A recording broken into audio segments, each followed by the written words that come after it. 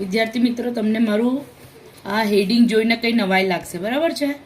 પણ આ તમને ભાગાકાર કરવાનું રહે છે, એમાં સૌથી સરળ અને અગત્યની રીત છે. જો તમે આ યાદ રાખશો તો તમે સહેલાઈથી મોટામાં મોટા ભાગાકાર પણ કરી શકશો.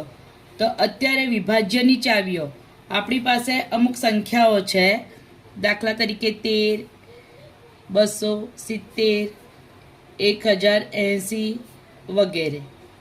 બરાબર. હવે આપણને ખબર નથી કે કઈ સંખ્યા કેટલા જોડે ચાલશે, ભાગ પડશે.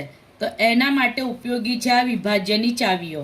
હવે સૌથી પહેલાં આપણે 13 લઈએ તો આપણને બધાને જ ખબર છે કે 13 એ અવિભાજ્ય સંખ્યા છે. હવે અવિભાજ્ય સંખ્યા એટલે એવી સંખ્યા કે જેનો ફક્ત 2 જ અવયવ હોય. એક તો એ સંખ્યા પોતે અને બીજો 1. બરાબર છે? જે સંખ્યાને ફક્ત અને ફક્ત 2 જ અવયવ પડતા હોય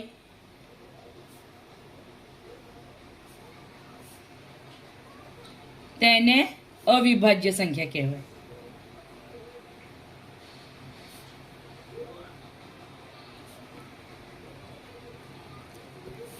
અત્યારે આપણે અને વિભાજ્ય તો આપણે બધાને જ ખબર છે કે વિભાજ્ય સંખ્યા કોને કહેવાય? કોઈ કહેશે મને?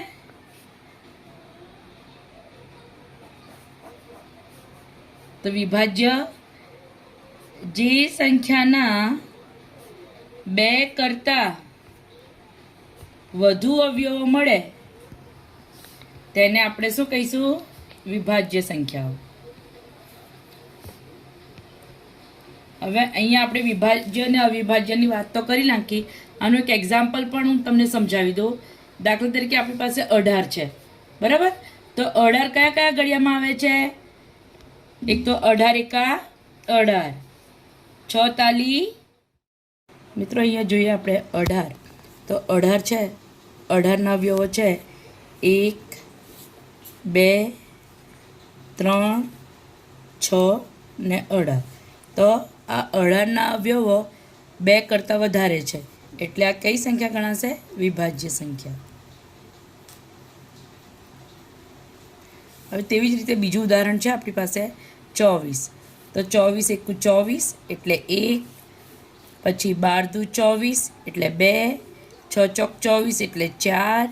અહીંયા 12 રહી ગયા છે તો 12 લખવાના રહેશે. અહીંયા 6 રહી ગયા છે તો 6 લખવાના રહેશે. અહીંયા 24 એકા 24.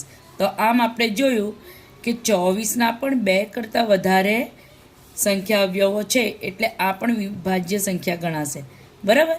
તો અહીંયા આપણે અવિભાજ્ય અને વિભાજ્ય કોન્સેપ્ટ ક્લિયર કર્યો. હવે આપણે વિભાજ્યની ચાવીઓ કે કઈ રીતે આપણે ચાવીઓ યાદ કરશે. ચાવીનું કામ શું હોય છે? આપણું કામ સરળ કરવાનું હોય છે. તો અહીંયા સંખ્યાને સરળ રીતે કઈ રીતે ભાગવાનું તે ચાવીનો ઉપયોગ કરીને ચાવીની મદદથી આપણે ઉકેલવાના પ્રયત્નો કરીશું. અહીંયા જુઓ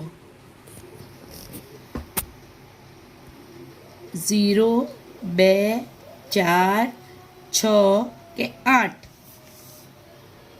સંખ્યાના એકમ સ્થાનમાં આવતા હોય તેવી ને ફક્ત તેવી જ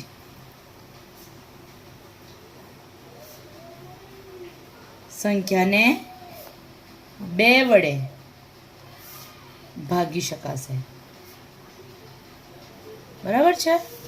હવે ઉદાહરણ તરીકે 34, 288, 350, 766.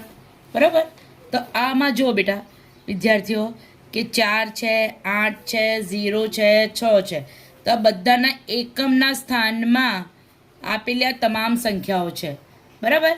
તો આ રીતે જે સંખ્યાના એકમના સ્થાનમાં 0, 2, 4, 6, 8 આવતા હોય તેવી ને તેવી બધી જ સંખ્યાઓને સરળતાથી 2 વડે ભાગી શકાય.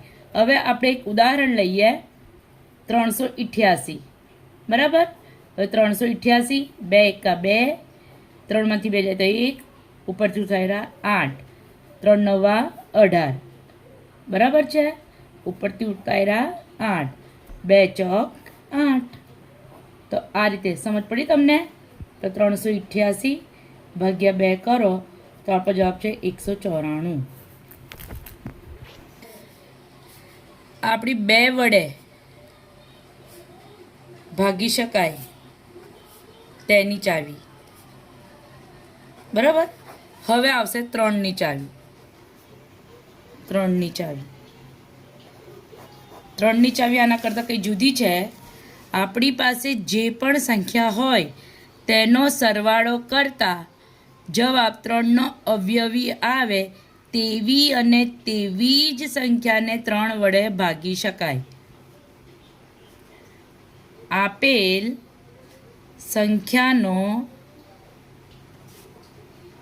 સરવાળો કરતા જવાબ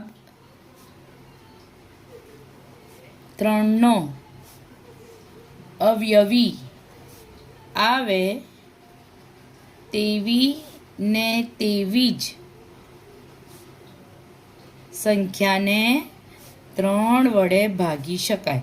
હવે આ વસ્તુ જે રીતે આપણે 2ની ચાવી ઉદાહરણ સહિત સમજ્યા તેવી રીતે આ વાત પણ આપણે ઉદાહરણ સહિત સમજીશું. 2ની ચાવી જોઈ તેવી જ રીતે હવે 3 વડે કઈ સંખ્યાને ભાગી શકાય તે સમજવા માટે હવે આપણે 3ની ચાવી જોઈશે, બરાબર. અહીંયા મેં અમુક સંખ્યા લખી છે 347. તો 3 + 4 + 7, 3 ને 4 7 ને 7 ને 7 14. તો આપણને ખબર છે કે 14 એ 3ના ઘડિયામાં નથી આવતા. કઈ રીતે નથી આવતા? 3 × 15 આવે છે પણ 14 આવતા નથી, એટલે આ સંખ્યા 3 વડે નહીં ભગાય. બીજું ઉદાહરણ છે 3681. એમાં 3 + 6 + 8 + 1, 3 ને 6 9, 9 ને 1 10, 10 ને 8 18. તો 18 આપણને ખબર છે કે 3 × 6 18, એટલે આ સંખ્યા 3 વડે ભાગી શકાશે. આપણું ત્રીજું ઉદાહરણ છે 5550. તો 5 + 5 + 5 + 0. તો બધાનો સરવાળો થાય છે 15. 3 × 5 15, એટલે આ સંખ્યા 3 વડે ભાગી શકાય. હવે હું ઉમ્મીદ રાખું છું કે તમને ઉદાહરણ દ્વારા ખબર પડી હશે કે કઈ સંખ્યાને 3 વડે ભાગી શકાય અને કઈ સંખ્યાને 3 વડે ભાગી ન શકાય. ફરી એકવાર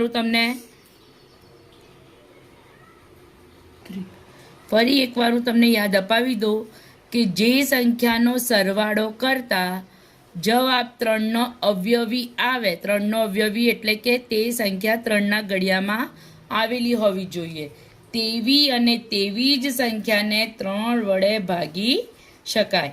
હવે નંબર આવે આપણો 5ની ચાવીનો. તમે લોકો એમ વિચારશો કે 2ની ચાવી પછી 3 ને પછી 4ની ચાવી આવવી જોઈએ, પણ જે સંખ્યા 2 વડે ભાગી શકાય તે સંખ્યા 4 વડે પણ ભાગી શકાશે. શા માટે? તો 2 પણ બેકી સંખ્યા છે અને 4 પણ બેકી સંખ્યા છે માટે. હવે 5ની ચાવી સાવ સહેલી ચાવી છે આ. જે સંખ્યાનો એકમનો અંક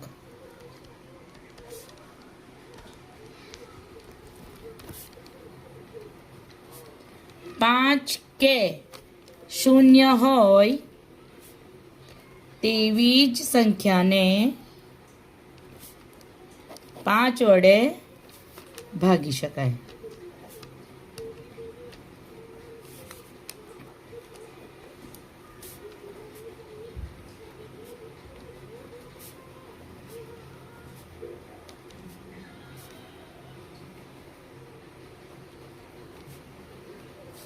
આપણી પાસે આ અમુક સંખ્યાઓ છે, બરાબર છે.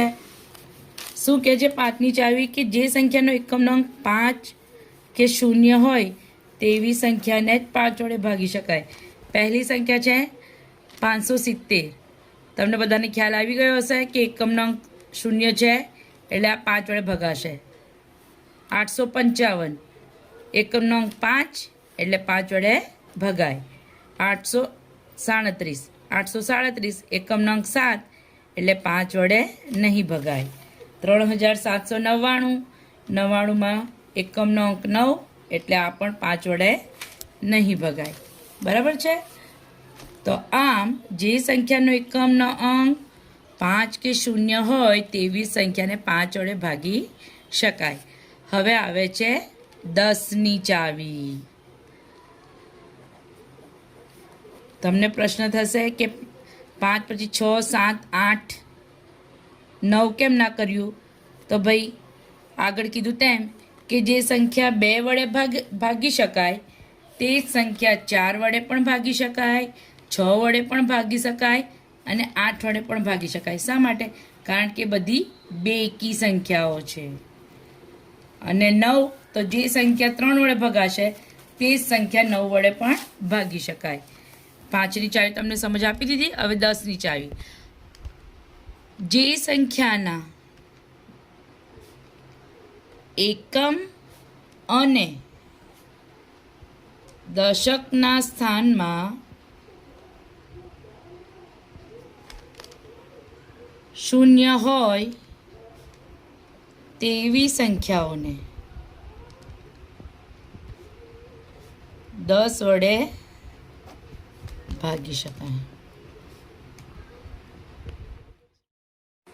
વિદ્યાર્થી મિત્રો, જે રીતે આપણે 2, 3, 5 ઉદાહરણ સહિત સમજ્યા સંખ્યાને, તેવી જ રીતે 10ની ચાવીની માટે પણ આપણે અમુક સંખ્યા મેં ઉદાહરણ લખ્યા છે. એના દ્વારા તમને સરળતાથી સમજ આપું.